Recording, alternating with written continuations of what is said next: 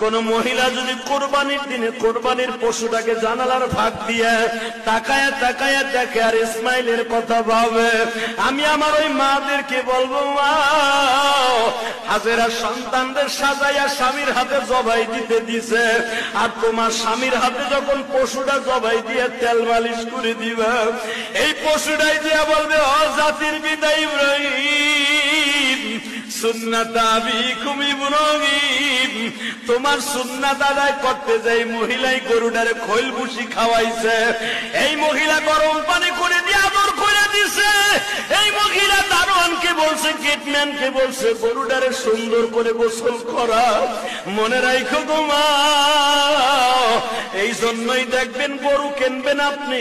গরুটার তদারকি দিয়া দিবেন আপনার বিবির আন্ডারে। আপনার বিবি যদি এই গরুটারে তেল মালিশ করে দেয়, গরম পানি করিয়া দেয়, একটু আদর করে দাও গো মা,